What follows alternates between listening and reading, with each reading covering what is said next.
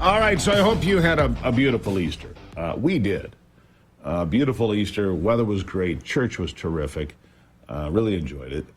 And yet I'm stunned and shocked by the assault on Christians every day that is somehow ignored in this country. You know, oh, Steve, come on.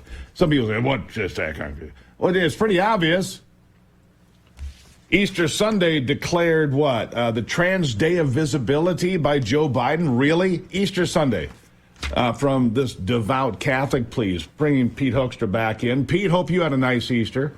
Hope everything was good with your family. It was a phenomenal day yesterday. We had great weather, but most importantly, we had a great sermon from our pastor.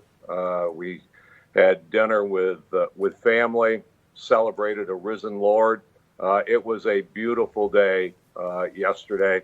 The most holy day for... And this administration, this is what, they just trivialize Easter. I mean, I saw pictures from London. No Easter anything anywhere, just Ramadan stuff all the way down the street, right? On Easter Sunday. How many, 31 million Christians in the UK? Doesn't matter. It's irrelevant. Here in America, doesn't matter. You were telling me in the break, I saw this story just pass by. A whole trailer full of Bibles set ablaze in America. Another church set ablaze in America. And everybody looks the other way. Weird. Well, obviously it made it into the news, so not everybody is looking the other way, but I think this administration will look the other way. You know, America grew up with we developed with a recognition that religion was an important part of our society and our faith, and that's why we have a freedom of religion, and we've had respect for other religions, throughout our history. And an attack on one religion is an attack on every religion. We can't have it. We shouldn't tolerate it. And we need to have forceful leadership coming out of Washington about the freedom of religion and the respect and how we will protect, religious people in our society today. Everything is. We have to.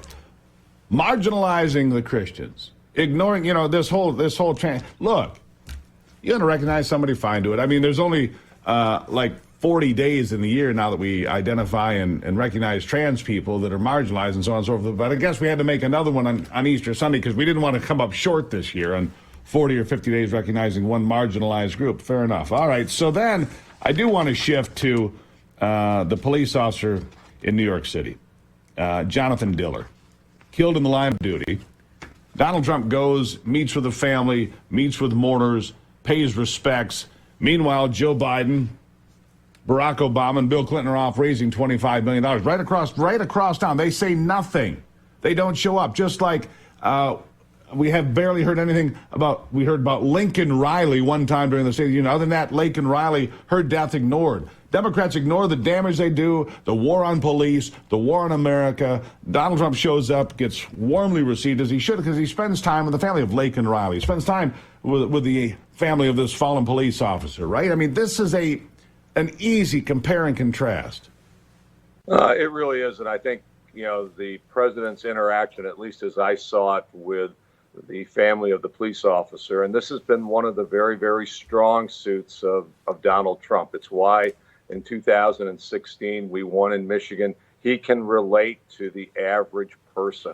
He related to the blue-collar auto workers that we're being and are continually being threatened by policies coming out of Washington. I think he can relate to people who are struggling because of inflation. He can relate to the officers of, or the families of officers who have lost their lives. He's got a great personal touch and a sincerity when he interacts with people who are facing crisis or difficult times in their life. I've gotten to know the president quite well. He's a very personable, down-to-earth individual, and I think that's one of his strong suits. And when he sees this, he really, really cares about the impact that this is having on families, and especially when he knows that it could have been avoided. So many, I don't know the details about New York City in that case, but we know that the case with Lakin, the case here in Grand Rapids, These are incidents that did not have to happen, and with the right policies coming out of our government, they would not have happened. Exactly right. All right, let me ask you this. We got about a minute and a half left here, Pete. How does Donald Trump carry Michigan? How does Michigan become more of a red state? How does Michigan claim a Senate seat that's up for grabs? Maybe pick up a seat or two in Congress, like the 3rd Congressional District over there on the west side, I believe it is, right? How does Michigan come out on the red side? Now, what you do is, what we've said we're going to do is we're going to focus on two things. We're going to focus about the differences between Joe Biden policies and Donald Trump policies. What does it mean for inflation? What does it mean for jobs? I think you saw that the F-150 plant, the electric vehicles that don't go very far, but cost $50,000, $60,000, $75,000. They laid off, 1,400 workers out of, I believe it's 2,100 workers. That's 1,400 Michiganders that are moving to another job. They're going to be faced with retirement. But talk about what's going to happen with the economy. Talk with what's happening about security and these types of things. So we're going to focus on the issues. We're going to focus on policy, not on personalities. And then we're also going to get out the vote. We're going to go in communities across the state after we've done the persuasion, after we talk to them about what Donald Trump policies mean for Michigan, for America, and for the world. The world is looking for. Then you go close the deal. And then we you go close the deal and make sure they vote. By asking for their vote. We are going to ask people across the state for their vote. Have to do that. Pete Hoekstra, greatly appreciated. I know you'll be in attendance with the president tomorrow.